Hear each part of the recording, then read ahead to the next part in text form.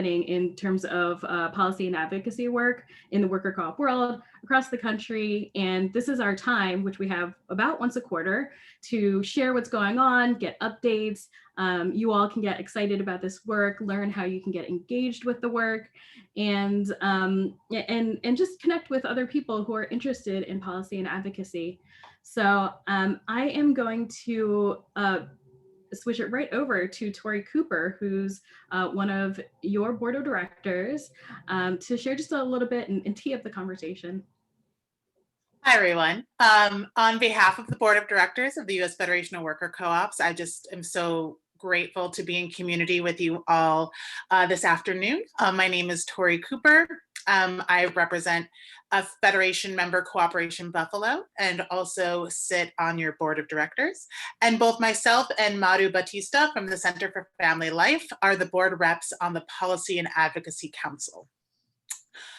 Thank you, all of you, our members, our allies, and everyone who is attending the webinar today. The Federation works hard to ensure that the people closest to the issues, that is worker owners and Federation members, are strongly represented, and that democratic worker-owned businesses are clearly heard from at all levels of government.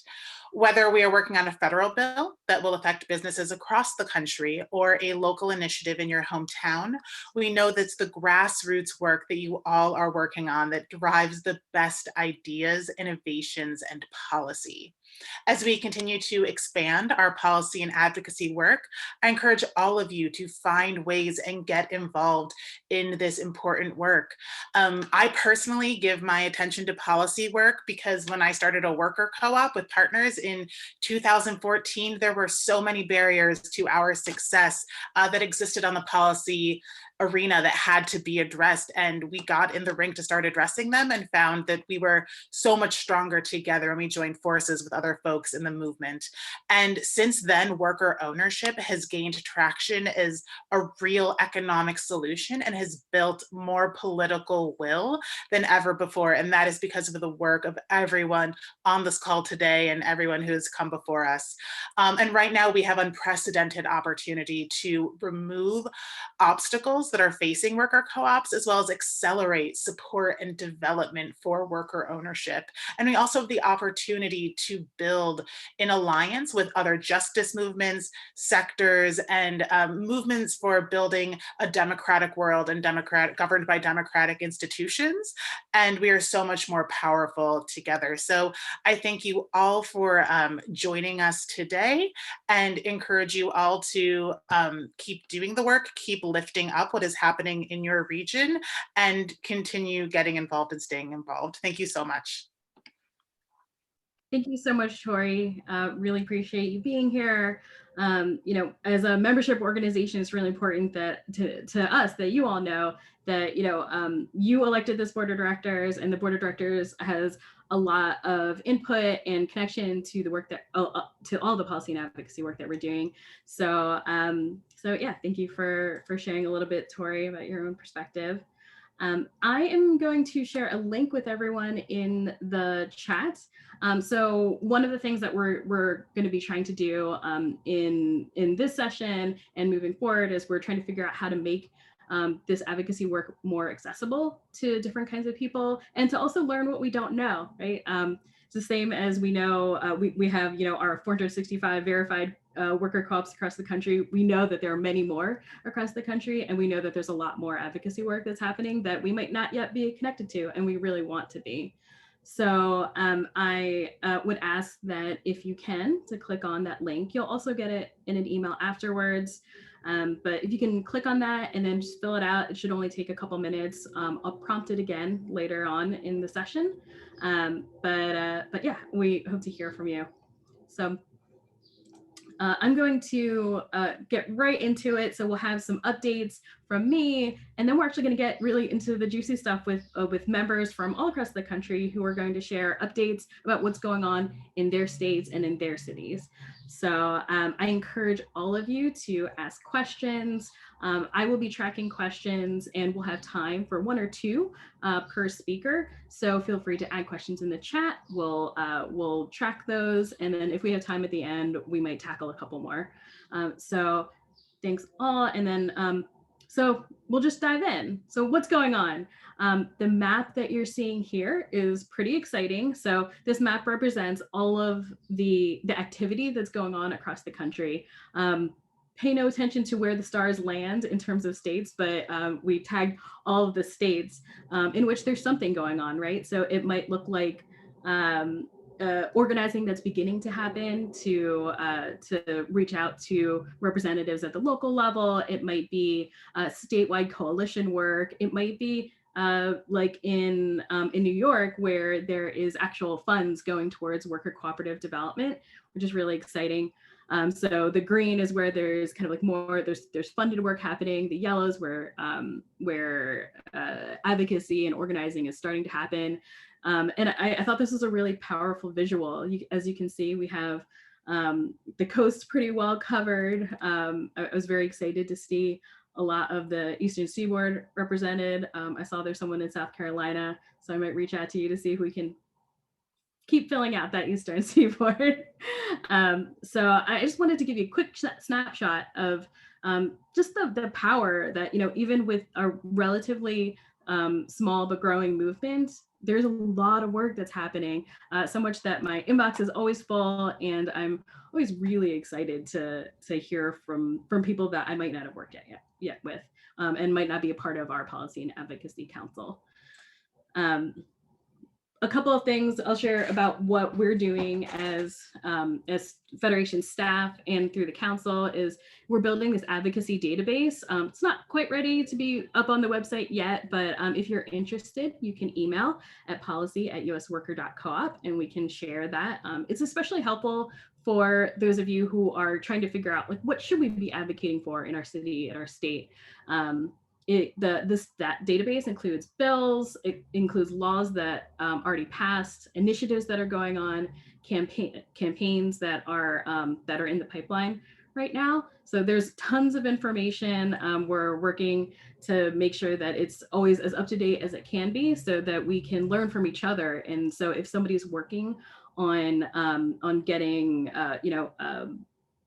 funds specifically for worker co-op startups in one state, that we can learn from that in another state.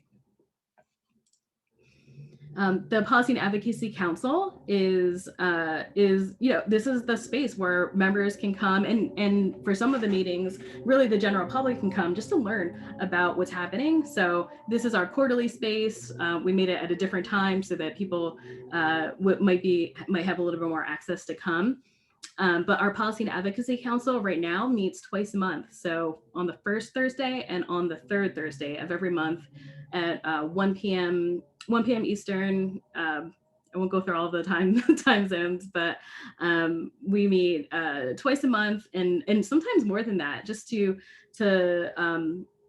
hear updates about what's going on and really dig into strategies. One thing that was really great that we did in the past couple of months is we had some conversations about what does it mean for worker cooperatives to work with ESOPs to push forward worker ownership as a tool for states and municipalities and even at the federal level. So we're not the same. Obviously, worker co-ops and ESOPs are different in many different ways, but they both promote the idea of broad-based ownership. So we dug into, like, what does that mean? When does it make sense for us to work in tandem with the ESOP community? When doesn't it? And those are kind of some of the big picture questions that we get into in those calls. So if you can, I really encourage. Hey, sorry, I'm on a webinar. Involved. So let me see. Next, we have been doing a lot of COVID-19 business support. You're about to hear from Kate Latour from NCBA Closer. We work very closely with NCBA Closer to do a lot of our COVID advocacy. You're seeing a picture of a report that we put out last year to really get a sense of what worker cooperatives are, how they weathered the storm of the pandemic and how they've been innovating. And we've heard some really amazing stories. We're actually in the midst of updating that. You'll see at the end of the webinar, we're about to kick off our biannual worker co-op enterprise census. So we're going to be gathering more information about how people have been organizing and how businesses are doing. One big thing that we have been working on is the National Worker Co-op Development Act. So as some of you may know, we've been working with Representative Ro Khanna from California, who's the person on the screen right now, to make a bill at the federal level regarding worker cooperatives. It includes tax exemption for conversions to the worker co-op model. It includes education, technical assistance funds, and funds for CDFIs to be able to directly fund worker cooperatives. There's many different pieces to that bill. We dig into a lot of that in the Policy and Advocacy Council, but this is just like one of the ways that we're pushing forward worker co-op, worker cooperative as a solution right now. One other thing, I'm not sure if we have Frank Cetera on the line. I saw that he was in here, but I want to give Frank a shout out. Frank works at the Small Business Development Center in New York State.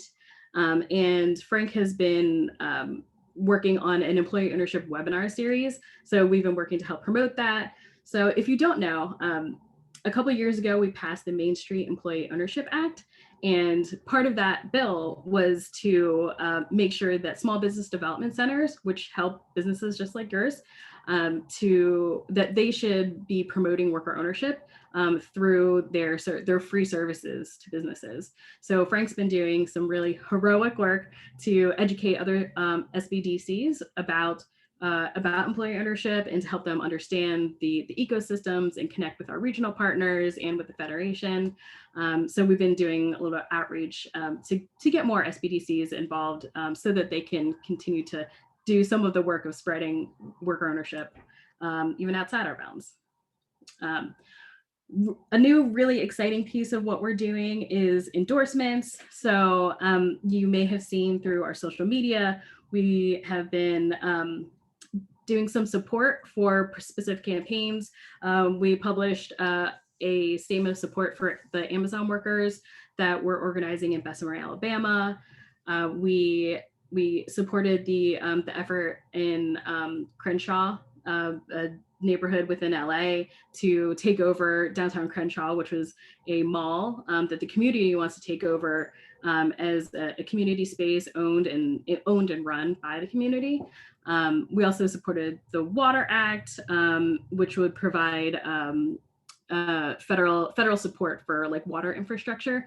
So as you can see, there's a lot of overlap with workers' rights, but there's also some pieces that are just in alignment with our movement and with the community engagement and the community care that so many of our worker cooperatives are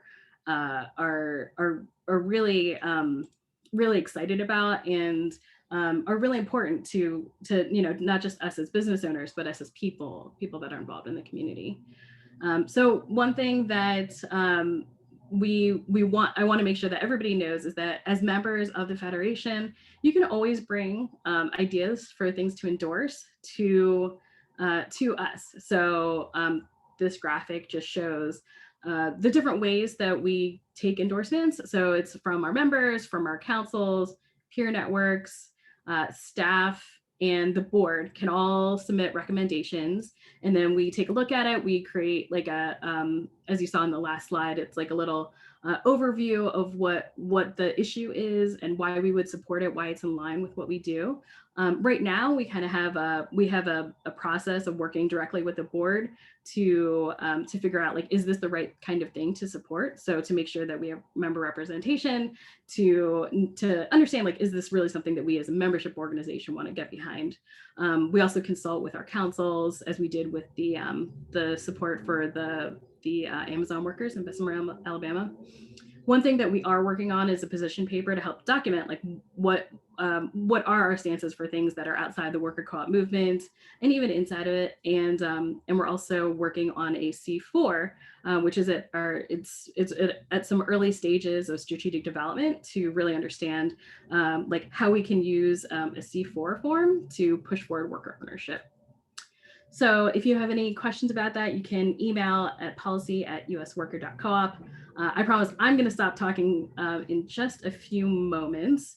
And so I'm going to highlight a little bit about some of the organizations that you're not going to hear talk today. And then I'm going to kick it right over to the members. So a little bit about what's happening in cities. The city of Santa Clara, shout out to Democracy at Work Institute, Sustainable Economies Law Center, Project Equity, Kirk Vartan, who did a lot of the on-the-ground advocacy along with the rest of his worker co-op, Slice of New York and Santa Clara. Because of the direct advocacy of our members, we're able to secure funds from the city of Santa Clara for a worker cooperative initiative. So we're in the midst of that right now. That's really exciting. It's about teaching potential business owners who are potentially could sell to their workers to support the idea of conversions to the worker co-op model. New York City, huge shout out, and I will make sure in the links that you get a link to the recording of New York City's Futures Cooperative policy platform. This was incredibly exciting, and it's an entire policy platform for and by worker cooperatives. You can see some of the topics that they concentrated on, including direct financial support, education, and technical assistance. It was a huge effort that I was very excited to help with just a little bit, but I think, again, something that was really great about New York City's platform is that they were able to come to the Policy and Advocacy Council, share their platform, get some feedback, and we can, even though there are people that are not in New York City, they can bounce ideas off of each other, and we can refine each other. So a little bit about what's happening in states is that Cooperative Massachusetts, I think commonly known as Co-op, which is really which is cute. They also have a platform that they've published. They have several bills actually up in the Massachusetts state legislature right now, which is fantastic. They have support from several different state representatives to support different facets of worker cooperatives, including tax incentives and technical assistance. Also in New York State, we're working with the New York State Equity Agenda to push forward worker cooperative bills and also support kind of some of the big picture coalition work, including a New York State public bank. So this is just a quick peek of what's going on in New York, in a bunch of different states and cities. And I think we're going to switch gears. One more, the Connecticut Center for Worker Ownership. This is a couple peeks of what was a very long but really great hearing that the state of Connecticut held about worker ownership. So several people, including Alice Colacatrana, shout out to Michal Josephy from the Cooperative Fund of New England, who all gave testimony to support the idea of opening a center for worker ownership in Connecticut. So we're going to switch gears because, like I said, we're not just supporting the idea of worker ownership, we're supporting the idea of the well-being of workers across the country. And one of the facets of that is our health advocacy work. So as many of you know and are probably enrolled in, we have a worker benefits program. Maddie will get into it, but it's really important just to understand about why we do the kinds of work that we do. We're not just offering benefits just to offer them. We're doing that because we see a better future, a future where everyone has access to the healthcare that they need. So I'll hand it over to Maddie to talk a little bit more about our health advocacy work. Cool, thanks, Mo. Hi, everybody. My name is Maddie Tatarka. I'm the worker benefits coordinator here at the Federation. I definitely know a lot of you from talking about benefits, doing the ins and outs of enrollment, and answering all of the many questions that come along with the American healthcare system, because as we all know, it is a challenging, beast to navigate for everyone and for small businesses, in a lot of ways by design.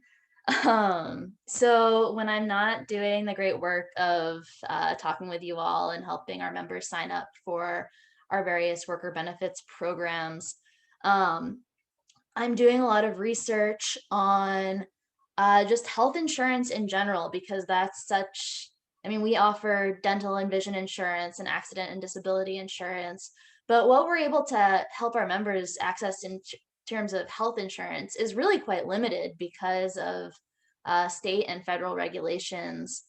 Um, so we're, as an organization, the Federation has endorsed Medicare for All, which is a policy that would allow every person free access to the healthcare that they need at no cost when they need it. And, I would affirm, and the organization would affirm, that healthcare is a human right that we all have. It shouldn't be something that you have to get through your employer. It shouldn't be something that anyone's on their own to navigate. It's something that simply by being alive and in this country, you should be able to walk into any doctor's office and get the care that you need with dignity and with respect.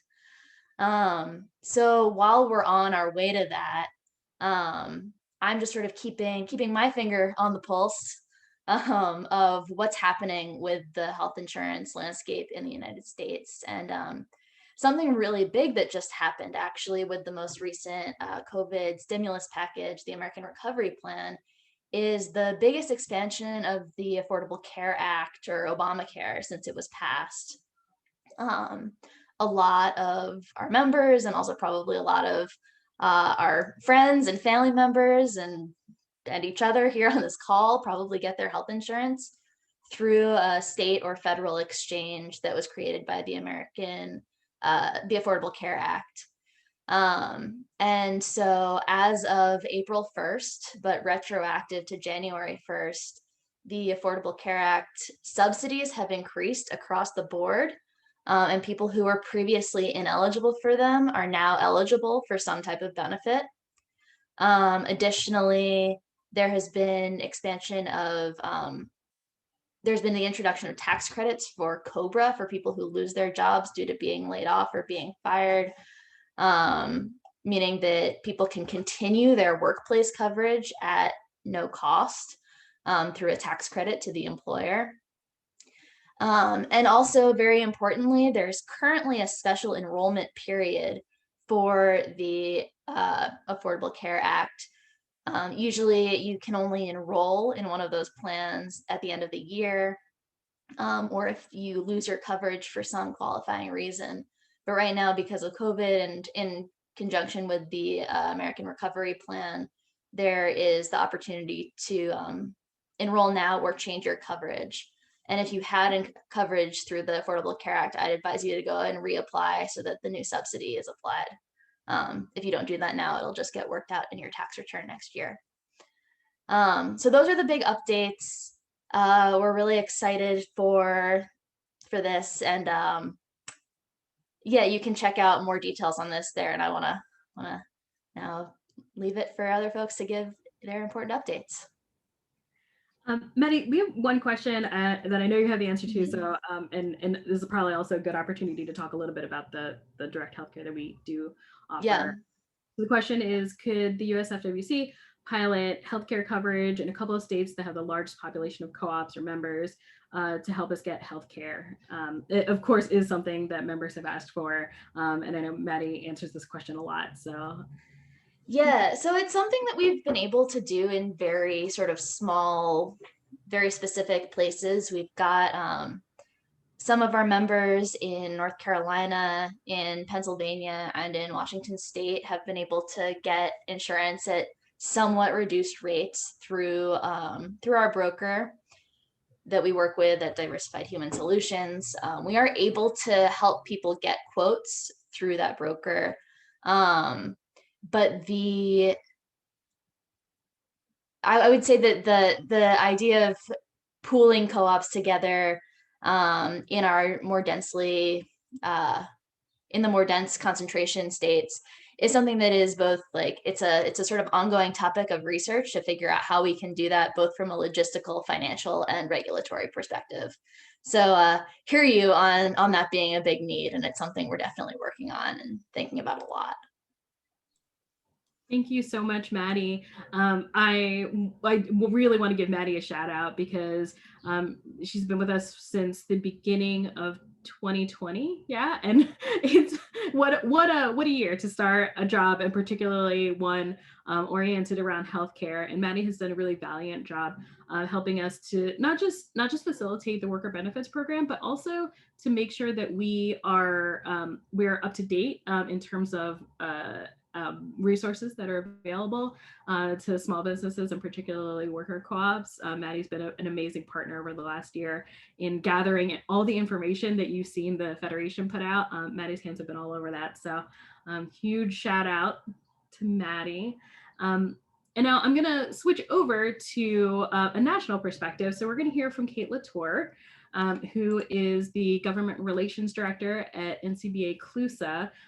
You heard me mention Kate before. We work really closely with Kate and with NCBA to make sure that we're coordinated on federal level efforts and be able to think through different policies that we're going after and leverage the resources of NCBA to make sure that our members have access to representatives and information that we need to support worker co-ops. So thank you, Kate, so much for being here. And I'll just kick it over to you to share a little bit about how worker co-ops fit into this, like, federal level advocacy and what we're fighting for.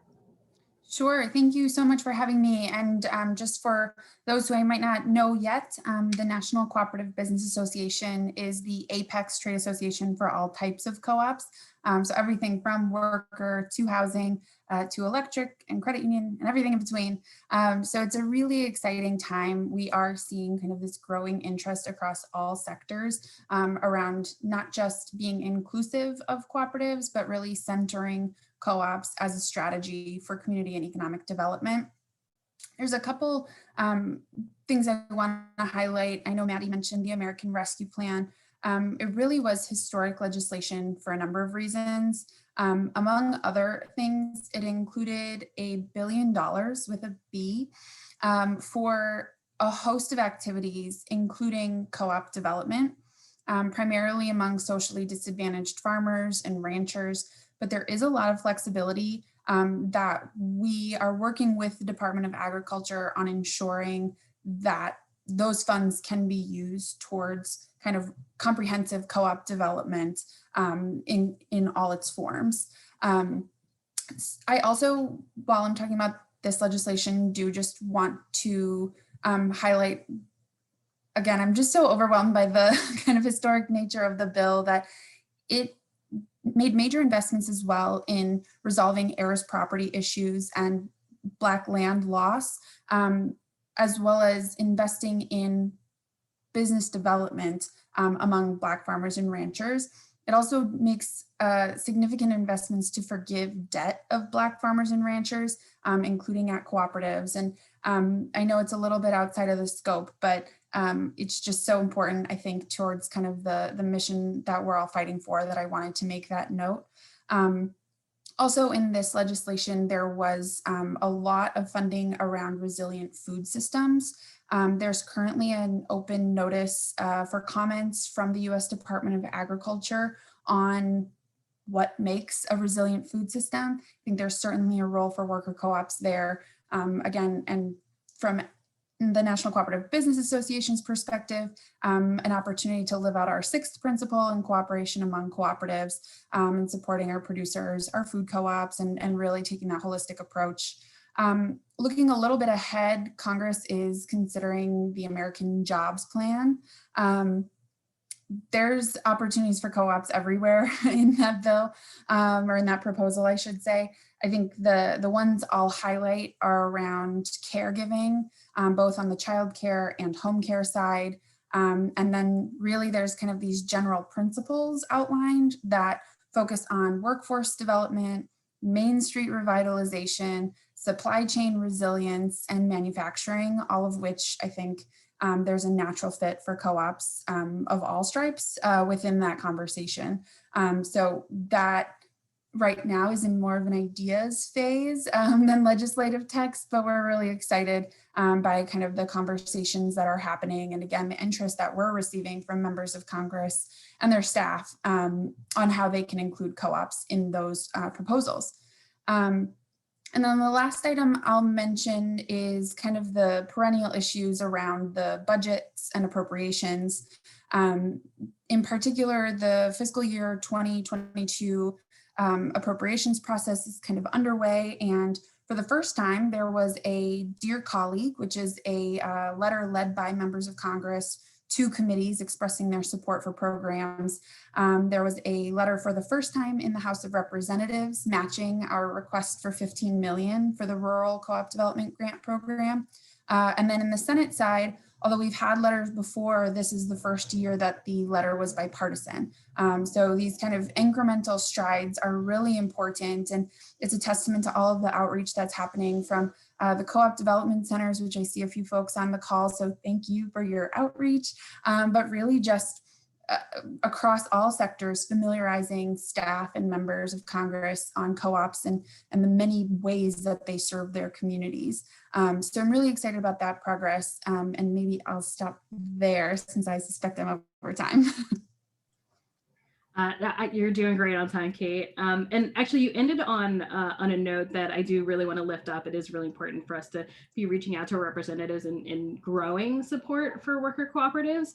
And I was wondering if you could just talk a little bit about the Congressional Cooperative Business Caucus, because I know that there are probably a few people on here who are not represented through the caucus, and I wanted to give a little bit of a shout out to that. Sure. So the caucus is co-chaired by Congressman Mark Pocan from Wisconsin and Jim Baird from Indiana.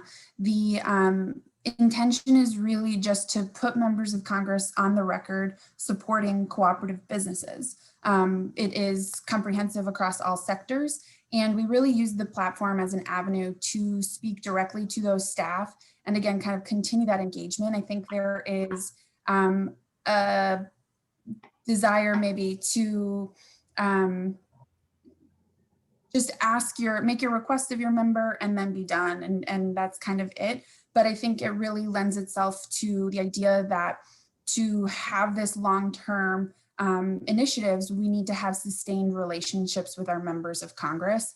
There is turnover on Capitol Hill from the staff level to the members. And so it's a constant cycle. I think maybe once a month I could do a co-ops 101 across Congress and there would be new people in those positions. So it really is, I know it's so hard because people are running their co-ops, but it does make a significant difference. You know, they don't want to hear from me, they'll listen, but they really want to hear from people in their states, in their districts, and the people doing that co-op work, doing the economic development, and really contributing to your local communities. So I know we're always happy to help facilitate, but I think really as a co-op community, we need to kind of be a little bit better about really embracing and shouting from the rooftops our co-op stories, and celebrating all the good work that's being done. So that's my soapbox topic. So thanks for letting me hop on up there. I love it. Thank you so much, Kate. And thank you for being such a great partner. Like I said, we can't do any of this alone. We have to be leaning into where everybody's different skills are and where everybody's different strengths are. And a huge strength of this partnership is really just being able to lean on and to be inclusive for a lot of really important information. I know we wouldn't be able to do a lot of the work that we do without you, and it's always really great to be able to trade information and provide info about worker co-ops to you. So cool. Thank you so much. Thank you. So we're going to zoom in now. We're going to go over to the West Coast to talk a bit about an initiative at the state level. So I'm going to call up Yasi Eskandari, my trusty co-chair of the Policy and Advocacy Council, to talk a little bit about the Work Coalition. Sure. Thank you, Mo, and thank you everyone for sharing so far. Yeah, the Worker-Owned Recovery California Coalition. I can talk a little bit, I'm going to preface with some history because I think really what we're doing this year is building upon the work that we did last year. So we really came together during the pandemic. Many of the groups who are members of the coalition actually had convened in 2019 to advance a state co-op policy agenda, but we sort of reformalized, we formalized and brought in a lot of other members and became really a recovery focused policy coalition in March 2020, as you'll remember, at the onset of the pandemic, when actually California was the very first state to entirely shut down with a stay-at-home order. So that's when we really became the Worker-Owned Recovery California Coalition as it is today. Our coalition members are co-op developers, advocacy organizations, co-ops themselves, ESOP interests, and also organized labor.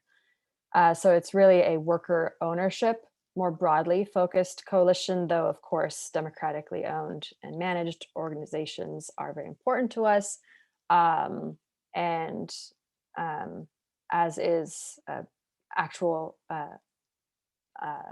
large, like a high percentage of worker ownership. So not just, a little bit of symbolic ownership. So we're trying really to push the boundaries of going beyond cooperatives, but maintain being true to our values. So it's a constant push and pull.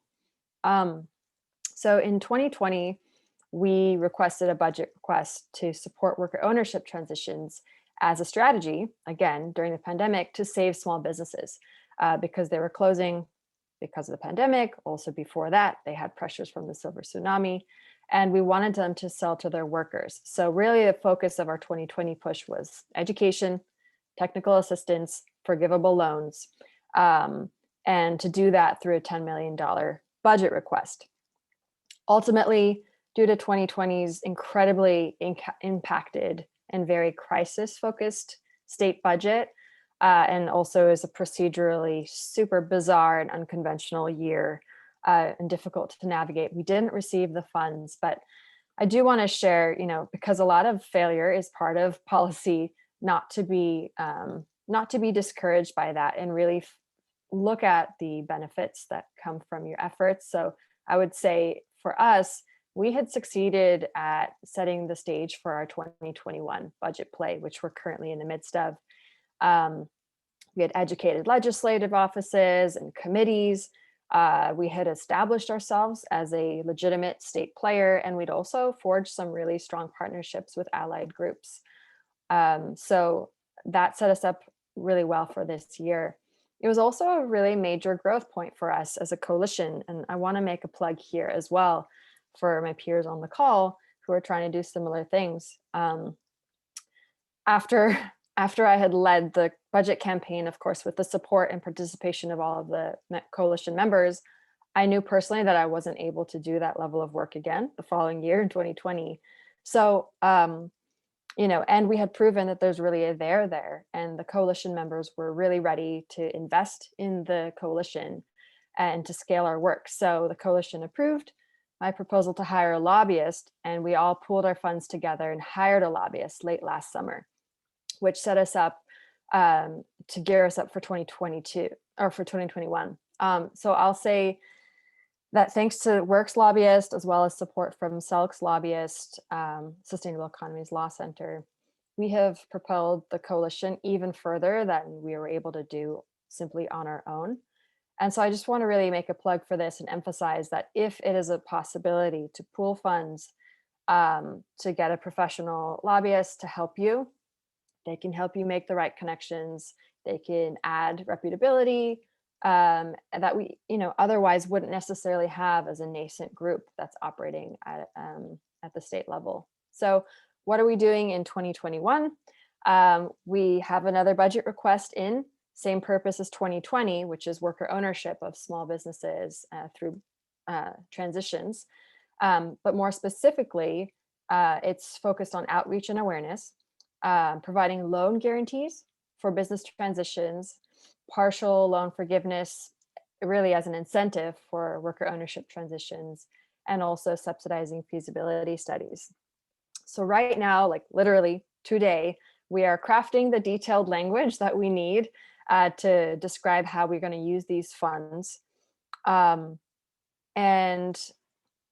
I'd say that maybe I'll end with this, that I mentioned this in recent policy council meetings as well, which I encourage folks to come to, that I think our movement could really use support and a better understanding of how to refine big sort of conceptual frameworks of incentives for worker ownership into just honing them down into programmatic language that's ready for implementation, and really to work our muscles in making sure the implementation is successful.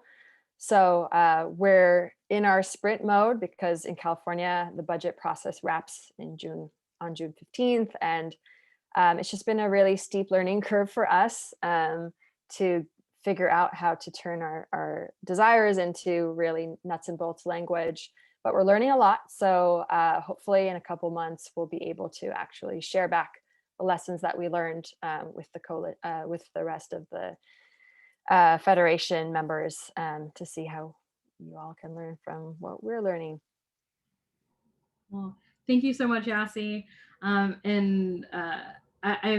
always been really excited about the work that we all are doing together to really hone, like you're saying, is that we really need to be able to like ask these deep questions. I will give a shout out to Yasi, who put together a really amazing exercise that really we just took like one line of potential legislation and just worked through it, and I think it made all of us sharper. It made all of us like really think through what like why are we asking for the things that we're asking for, and what real life ramifications does that have?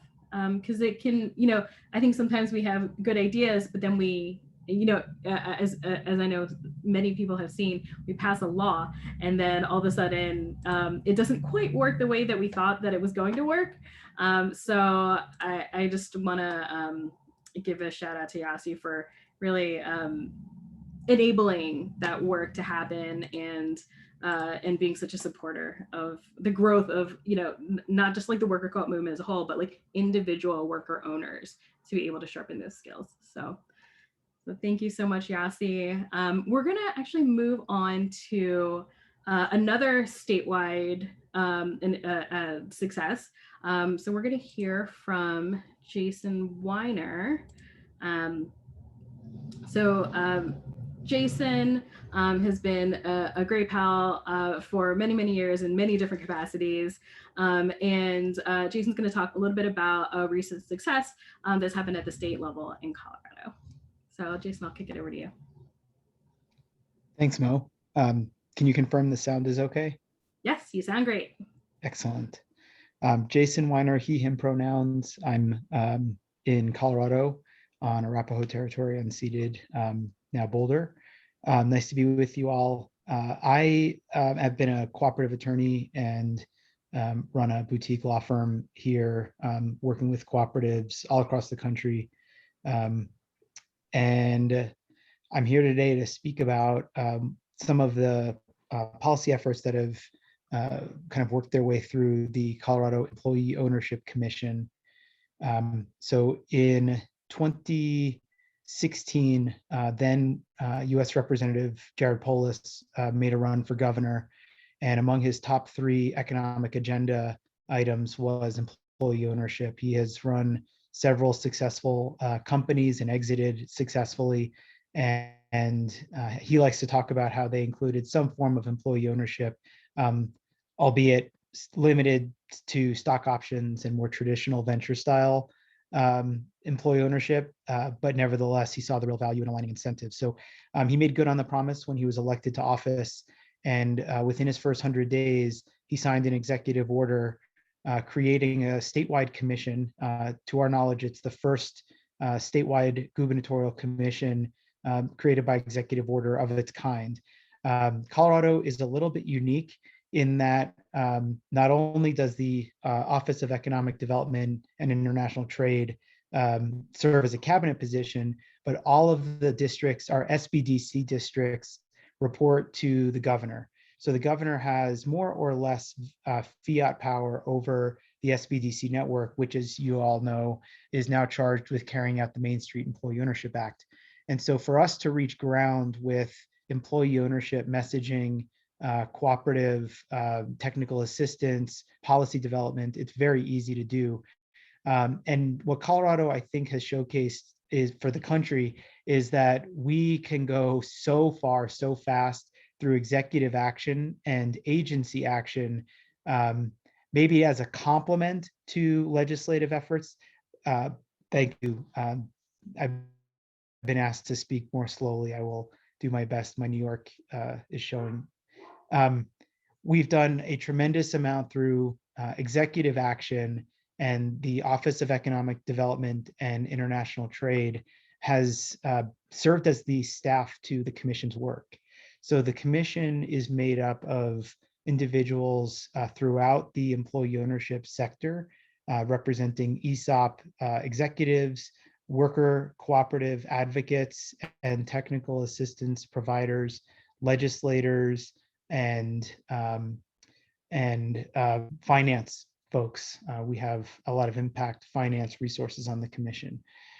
So the commission is also building on some legislative victories that we have benefited from. So in 2017, House Bill 1214 passed to create a revolving loan fund that would stimulate conversions to employee ownership. And the loan fund embedded in statute the qualifications for the loan. And we seeded the fund with existing dollars through our Economic Development Commission, which is a sister commission to our Employee Ownership Commission. In about a year's worth of work, we did not issue a single loan through the program. And based on anecdotal evidence, the loan qualifications were simply too restrictive. In addition to a loan, we also have a grant program that offers modest grants to companies that are in the process of or are exploring conversions to employee ownership. Our commission has adopted an intentionally broad definition of employee ownership, but really focuses on worker cooperatives and then ESOPs and to some degree employee ownership trusts. But we are placing some emphasis on the hybrid forms of employee ownership, broad-based LLCs, broad-based corporate forms, et cetera. So in learning that the loan program wasn't serving its intended purpose, we designed an overhaul bill that is now working its way through the Colorado Senate. It passed the Colorado House last week. It's House Bill 1241, not to be confused with 1214, as I often do. House Bill 1241 reforms the loan program by delegating most of the eligibility criteria to the Office of Economic Development and International Trade. It vests that authority where the loans are being underwritten and made. It changes some of the requirements around revenue cap for the business, around how much employee ownership needs to be accomplished through the transition. And all of the program requirements that are developed will be made public and subject to public accountability. This is a bipartisan bill. Like I said, it has made its way through the House. It just passed the Senate Business Committee yesterday with unanimous approval. So we would expect a favorable Senate vote before going to the governor.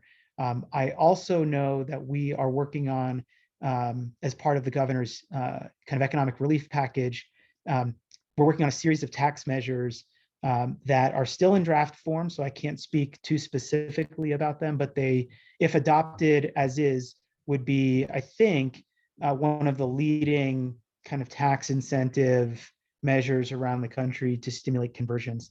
and they include a transferable tax credit, a capital gains exemption, and a tax exemption for retained earnings by worker cooperatives and employee ownership trusts, which would exempt the otherwise taxable income to a worker cooperative from state income tax, which effectively means that they would be only subject to single level member tax. All the rest of their earnings could be retained dollar for dollar. So we're tremendously lucky to work with the commission and build a system, a pipeline, and a support network. We focus on technical assistance providers, building their capacity and organizing them, bankers, attorneys, accountants, technical assistants. We've built a pipeline that incorporates all of our employee ownership developers into a pipeline system that is administered by our OEDIT. OEDIT fields a lot of the inbound calls and then refers those to either Rocky Mountain Farmers Union or Rocky Mountain Employee Ownership Center or the Center for Community Wealth Building. And of course, through all that work, we're trying to maintain availability and accessibility on a multilingual basis, multicultural basis, and we're really prioritizing working with business owners in underserved communities and business owners of color to make sure that all of the resources that are flowing through our commission are as broadly distributed and widely available as possible. So thanks for the time and happy to answer any questions. Well, thank you so much, Jason. We're running a little bit late on time, and I do see that there are a couple of great questions in the chat. So I'm actually going to hold those questions just to respect everybody's time and make sure that we get everybody out right at the time. We still have quite a packed schedule. So there's a couple questions about WIOA and about like funding startups for conversions. We will make sure to find a way to answer those questions, but we're going to hold off on them right now. Cool. But thank you so much, Jason. Really appreciate you taking the time to be here and to share what's going on in Colorado. We're going to switch now and go to some organizing that's happening at the city level in the city of Austin. I'll just take a moment to say this is one of the most delightful pictures I've seen in a long time, of just people being, together, closer than 6 feet apart. But I really want to introduce Annalise Lottman from the Texas Rural Cooperative Center. Annalise has been doing such great work for so many years, and I will just kick it over to her to share a little bit about the new initiative from the city of Austin. Great. Thank you so much, Mo. I'm really excited to be here. I'm Annalise Lottman, and I work with the Texas Rural Cooperative Center. We're the primary cooperative development center in the state of Texas. And I'm the Austin office. Most of our office is down in the southern tip of Texas in the Rio Grande Valley. The picture that Mo shared is from the Austin Cooperative Business Foundation's fundraiser in the fall of 2019. And yes, it was really fun to be with other humans. I remember it fondly. Because I'm located in Austin, I've been really involved with the Austin Cooperative Business Association since I stepped into this role of cooperative developer in 2015. And last year, we had the opportunity to bid on and were successful in bidding on a contract with the city of Austin to provide technical assistance and training to emerging cooperatives, not just worker-owned cooperatives, but also housing cooperatives, and really any kind of cooperatively owned enterprise that people are engaging in. We were able to, there just isn't a definition of co-op in the contract, so we're able to interpret it very broadly, which in Texas is really important because the co-op community exists and is growing, but is still quite small. There are 10 or fewer worker-owned cooperatives operating in the state of Texas right now, at least that we know of, that are that have any sort of a web presence or interaction with the other co-op community. So what I wanted to do today is just walk through really briefly the process of getting this project funded by the City of Austin and talk a little bit about where we're going next. So as I mentioned, I started with the Cooperative Business Association and my job here at the UT Rio Grande Valley in 2015. This process to get this funding that we finally received or started receiving and being able to invoice on in 2021 had started before I came into these roles. It started back in 2012 when Brian Donovan from the Cooperation Group in Detroit, who was in Austin at the time, and Kim Garmany, who's on the NCBA board, and a group of other people had formed the Austin Cooperative Think Tank. And they spent a lot of time educating City Council on the potential for co-ops as a tool for economic development and economic justice. And as a result, in 2012, this Austin City Council made a proclamation in support of cooperatives. So no teeth, nothing, no money attached to it, but warm words.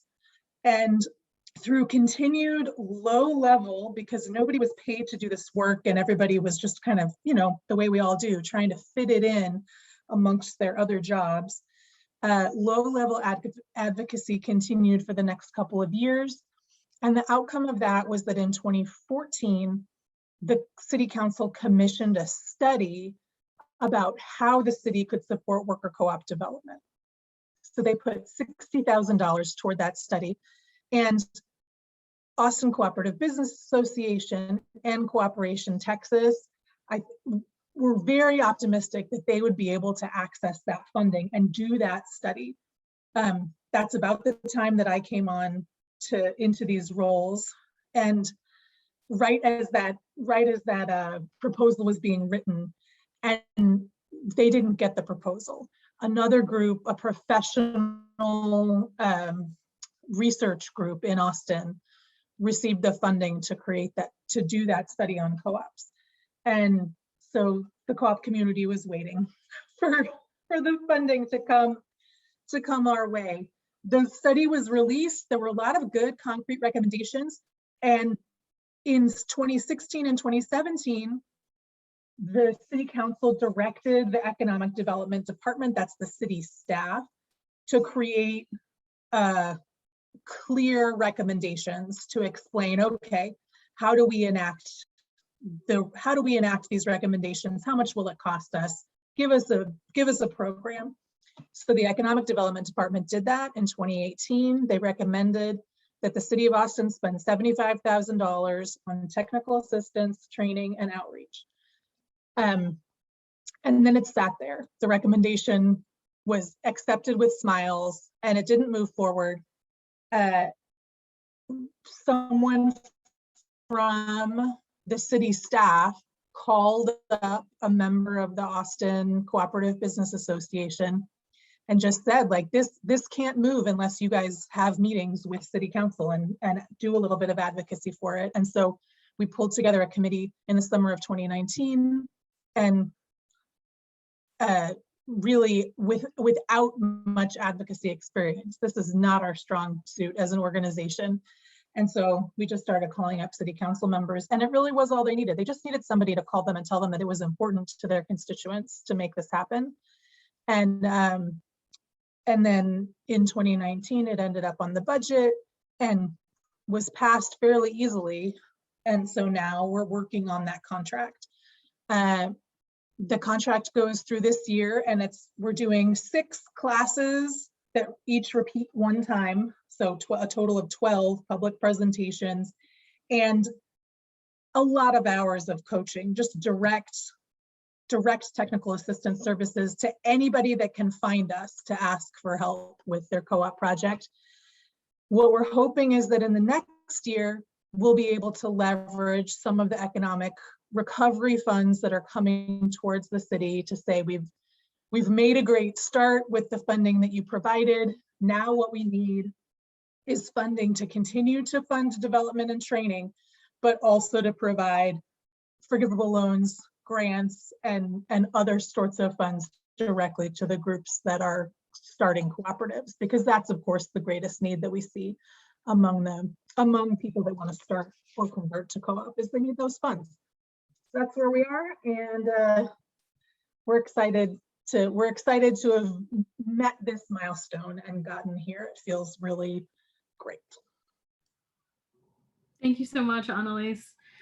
It's just so exciting to know there's work happening all over the place, and you know, it's sometimes like hard to see, right? Because we're all in like our own cities doing our own things, and I just love this opportunity to just share a little bit with each other and just know like who's the person that we can call if we have a question about like this program.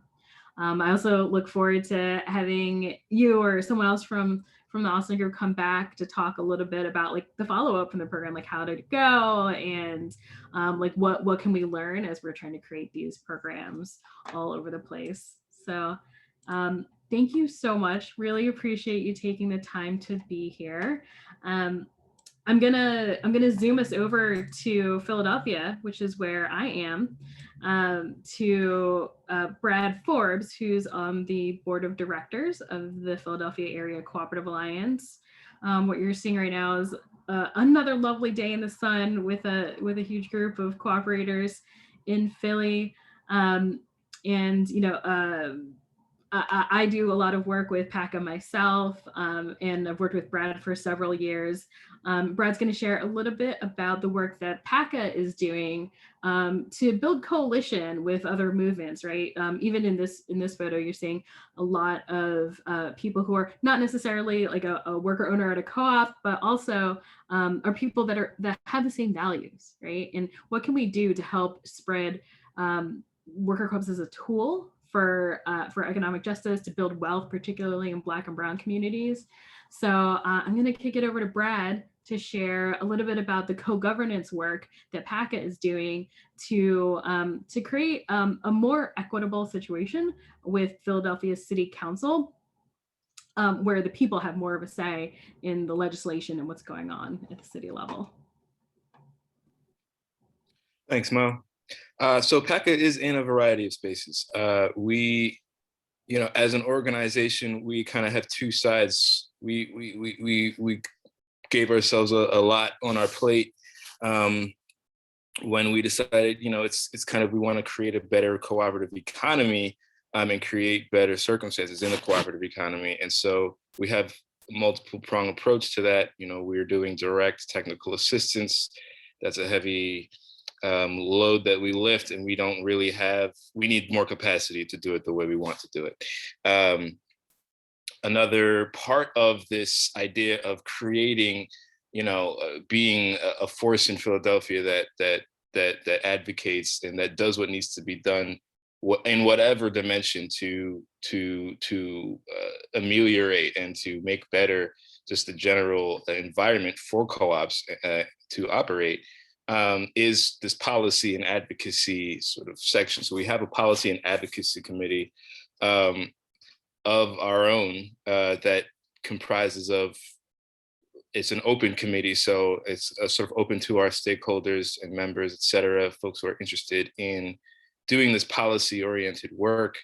And from this committee, we sort of plan, we think about what is on the agenda for really co-ops on the policy level, and we will sort of go out from this circle into various other spaces in Philadelphia, whether that be affordable housing spaces like Philadelphia Coalition for Affordable Communities, or a more general sort of albatross organizations like Alliance for Just Philadelphia, which sort of brings together just such a huge cross-section of policy and advocacy and organizing and advocacy sort of voices around the city. And we are one of those organizations that sort of joins them in that big circle. One of the things that we're doing in that circle we're helping out a lot with various members of Alliance for a Just Philadelphia, is to be a part of what's called the co-governance circle, in which we are talking to one Philadelphia council member called Kendra Brooks, and that's going well. We're developing. I mean, it has its challenges, and right now I think we're in very much of a working out the kinks phase, where those of us on the co-governance circle, and it's more than just PACA folks, are responsible for this trafficking of information and updates between the city council member's office and the general membership of the Alliance. And so we are navigating how to break down this relationship where we're trying to be able to react quickly to events and updates that a city council member is privy to. And we're also able to update the city council member on what the changes, innovations, progress on our demands, the things that we are looking to enact at the city level. A big part of this, so that's pretty much the Alliance for a Just Philadelphia co-governance, and PACA is really just as members helping the co-governance committee there. Beyond that, there's a question that we're asking a lot within Alliance for Just Philadelphia, just general, and also within PACA, and it's a base building question, and it's about how do we access and engage and activate stakeholders into these policy discussions. So there's a lot of, within the Policy and Advocacy Committee, there's a sort of a research phase that we're going to get into in terms of what are the real points of innovation, those innovative policy points that other people that we see around the world, around the country. What are people pushing for? What are things that are making the environment better for cooperatives elsewhere? What are, just with research, with the accumulation of information, what are some innovations that we can make with our knowledge of what's going on in Philadelphia and what Philadelphian co-ops need? Another discussion that's going around is sort of this idea of using the sort of hands-on portion. We have a capacity strains at PACA, and so one of the things that Alliance for a Just Philadelphia kind of helps us do is get into the advocacy world, get into that advocacy conversation without having to sort of bring all of the capacity ourselves.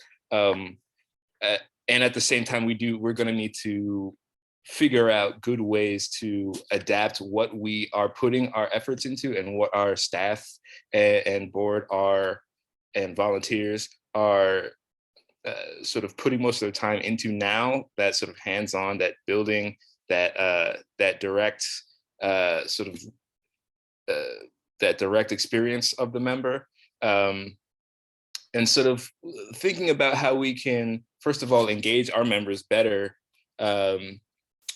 and create a member identity, so to speak, that is grounded in the actual work. I think one of the conversations that the members are doing, really politicizing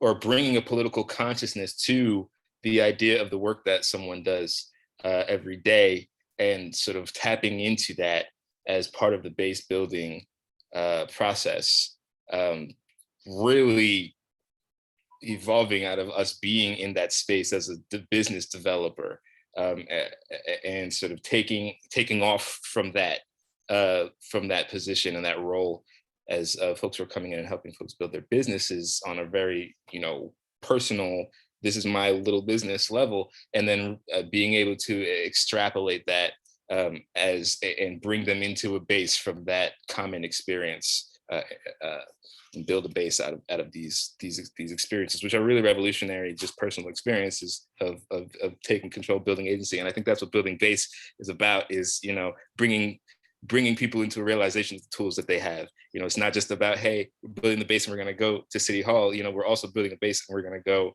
you know, get you your business. You know, you're gonna have results that you can, you know, create and manifest by your own hand. So I think that's a big part of what we're going into in these next couple months. Thank you so much, Brad. I know you have a really busy day, so I really appreciate you making time for this conversation and to share a little bit. And I mean, I just want to underscore, because Brad and I do a lot of this work together, how important it feels to be working in coalition with other movements, and really getting to know, like, building really deep relationships and being able to build the cooperative base by literally just doing what we should be doing, is kind of going out and learning more about other movement oriented organizations that are grassroots, that are like focused on Black and Brown communities particularly. And I think this also gives us like a good picture of all the different ways that we can and should be engaging in advocacy work as a federation of worker cooperatives. It's not just about getting money to worker cooperatives, although that's certainly very central to the work that we're doing. It's helping people to understand co-ops as a tool. So Brad, I appreciate you so much. Thank you for being here. I'm going to, there's one question for you, Brad, if you have time. Then would love to hear about what PACA's policy agenda is focusing on, like conversion, startups, whether or how city leadership is thinking about co-ops as part of their recovery plans. If you want to take this, I can also answer a little bit of this. So specific policies, we're really interested in the public bank. We're really interested in within another co-op alliance, or not a co-op, the housing sort of alliance space. There's another sort of housing advocacy space called the Philadelphia Coalition for Affordable Communities. They're getting into the land bank discussion. They're running a land bank campaign. Philadelphia has taken the vacant lots and corralled them up under a thing called the land bank, which this organization sort of did the fight for 8 years ago. And now we're pushing them to actually make it do what it was supposed to do 8 years ago. You know, and PACA is, you know, part of that. You know, this is a question of community control, cooperative models and systems of control. So those are two big ones: the land bank and the public bank. And you know, with the Alliance for Just Philadelphia, it's very interesting because Alliance for Just Philadelphia has, you know, these demands, you know, that we sort of send to City Council. And a couple of those demands, many of those demands really most of those demands really fall directly under the umbrella of something that can be addressed by a cooperative. And there's, you know, this seems to be a co-op crowd. Folks know all about, I don't have to preach about how many things co-ops can sort of, how many ways co-ops can manifest. But, you know, for example, one of the demands is, you know, a safer Philadelphia, you know, just making things safer, you know, and defund the police. You know, these are things that cooperative enterprises would be coming up and fulfilling. You know, it's not just petitioning the city to do X, Y, and Z. What PACA wants to do and is doing, and what these cooperative movements, all of you, of course, are doing, is bringing that to a more, you know, less city and more. This is what we're doing. We're going to offer the city the alternatives. We're going to have the alternatives ready. We're not going to ask the city to create the alternatives and say, well, this is bad, come up with something better. We're going to say, hey, we're doing this and we're doing that, and hey, there's this co-op that can actually do better than the police are doing. You know, hey, there's this co-op that can actually do better than you know, whatever broken food systems are going on in the city. So, or housing systems that are going on in the city. And so Yeah, I'll just tack on to that and saying, I think Brad's right. There a lot of it's like, what is the change that we want to see, and how do we utilize like cooperatives as that tool to achieve, like conversions as a way of like saving the small businesses before they close their doors, or or equipping people to be able to start up businesses. So it's not just like like an ask for cooperatives for the sake of cooperatives. It's an ask for cooperatives based on our relationships within the community. So cool. I know Brad, you have to run, so and we're also getting close to time. So I'm gonna slide us over to talk with. Thank you so much, Brad. To talk with Zen Trenholm from the Democracy at Work Institute. Zen and I also work really closely together. As I'm sure many of you, if not all of you know, Democracy at Work Institute is the nonprofit arm of the Federation. And it was spun off to do research development, to really help to deeply look at and create and research policies, particularly with our government partners, to figure out like just how can we scale and expand worker cooperatives. So I'm going to hand it over to Zen to talk a little bit about what DAWI has been up to and how that aligns with the work that all of y'all are doing within your cooperatives in your different cities, and how that work can be complemented by particularly some of the seed work that Zen's doing. Excellent. Thanks, Mo, and thank you all. So fantastic to hear all the progress being made around the country. I love being on these calls and learning from each of you. Selfishly, it helps me do my work a little bit better because I can point out all the phenomenal things that you all are doing. But in many ways, my job here is also to figure out how I can better support your work.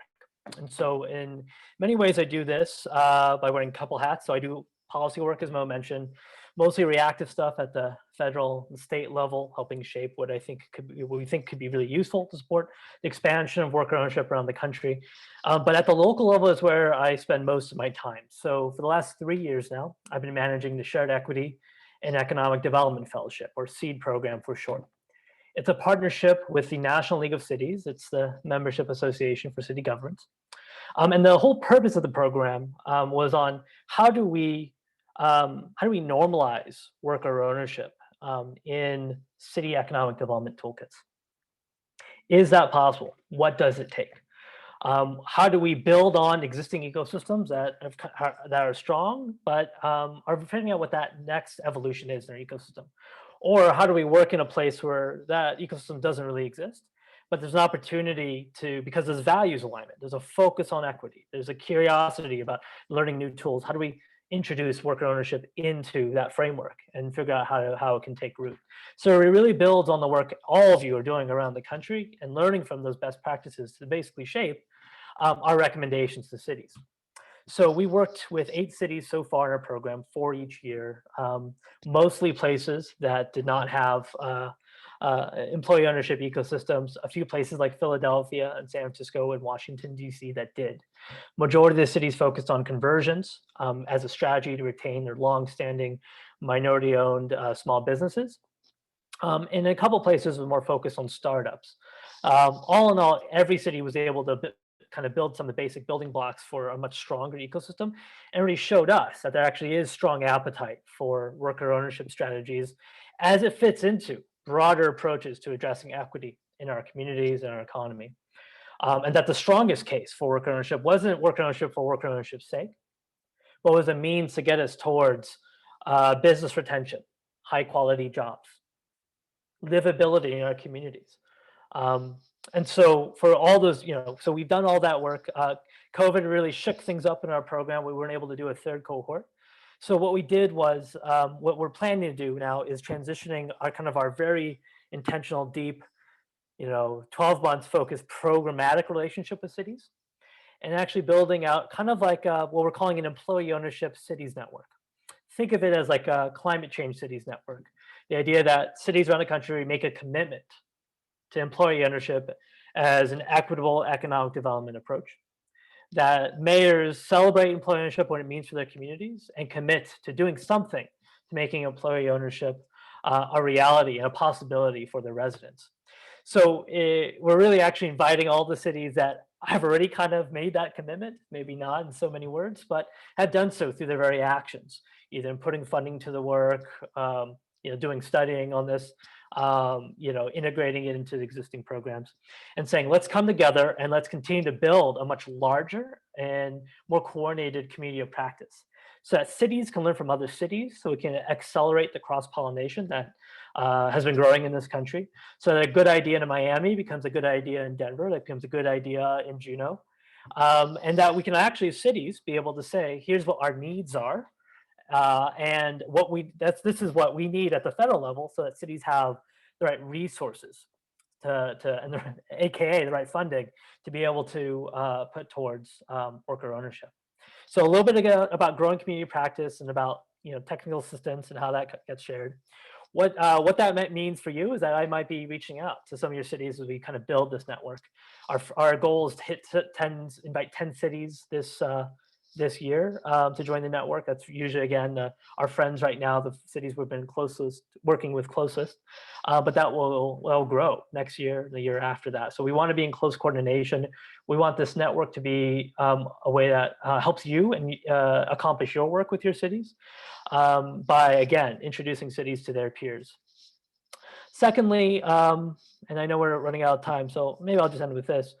Our continued work with National League of Cities is about expanding the number of cities that are looking at worker ownership and contextualizing it within how do we rebuild with equity in mind, and how do we rebuild an economy that is far better than the economy that we currently have, right? It's not a matter of just recover, it's not a matter of rebuild, it's like, what's that next thing? How are we building for resilience and equity? And so we're putting out a report next month with National League of Cities that looks at employee ownership framed as an equitable economic development strategy. It'll be a lot of the 101 stuff you all know, but it could be a really helpful communications tool if you're starting to interact and engage with your cities. And then we're going to be releasing a much larger policy playbook to kind of give cities the universal tools at their disposal that any city uses to support small business development, workforce development, economic development, and figure out how they could use those tools to support worker ownership. So we're going to give some ideas that we've seen work in places, and some new ideas that might be able to take root. Thinking creatively, not just about the business, but what the wraparound supports that businesses do need in TA, financing, zoning, commercial real estate, property affordability, stuff like that. If you are working with cities and you want to get them engaged in any of this work, you can connect me with them, and I'll introduce them to our Shared Equity webinar series, or SOWS for short, which is a quarterly webinar series where we're engaging in creative topics, innovative topics on how they can make employee ownership, worker ownership a part of an indispensable part of their toolkits. So happy to talk more and share more. Feel free to reach out to me. Well, thank you so much, Zen. And I'll give Zen a shout out. We've been working so closely, and it's really one of those situations where it's a divide and win, right? So we lean on it to be inclusive. We learn it on the Democracy at Work Institute to really approach this advocacy work from different angles, right? And do complementary work so that we all don't feel like we all have to be everywhere at all times. So thank you so much, Zen, for sharing a little bit about the SEED program. I'm gonna, I know we're just a couple minutes over time, so I will very quickly wrap us up. Thank you all for your time and attention. I'll just call your attention to a couple links that I added in the chat that are also on the screen right now. If you are a member of the Federation, I encourage you to come and to bring your fellow members to our spring member meeting on May 26th. It's going to be online, and it'll be an opportunity for you to hear kind of at a really big picture, what has the Federation been up to outside of the policy and advocacy work. If you're interested in getting more engaged with the Policy and Advocacy Council, our next meeting is on May 6th. There's a link in the chat. You'll also get all this information via email. Also, I wanted to give a shout out to, we have the worker co-op census that's going to be launching in the second week of May. So that's a really great opportunity for us to learn a little bit more about worker co-op businesses, so that we can have the tools that we need to be able to make the case for worker co-ops at all levels of government. So as we wrap up, I just want to again thank you all for tuning into the webinar. We'll share a follow-up, including the recording and the slides, and all of that will also be posted at usworker.coop. If you found this webinar helpful, there's two things that you can do that would be really, really helpful. You can fill out the feedback form that's also in the chat. And you should also consider becoming a sustainer of the Federation. We cannot only do this work with the support of our community. And so if you found this helpful, if you're excited about advocacy work, consider donating or becoming a sustainer. Every single dollar goes to helping us to staff up and ensure that we have the means to support all of you and spread the word about worker co-ops. So that's it. Thank you so much, everyone, for sharing your time with us. Again, please fill out the feedback form and the questionnaire so that we can figure out what are the best ways to engage with all of you. And we'll be doing this again next quarter. So you can make sure that you pay attention to your email for emails from the Federation. And thanks again, everyone. Have a wonderful night.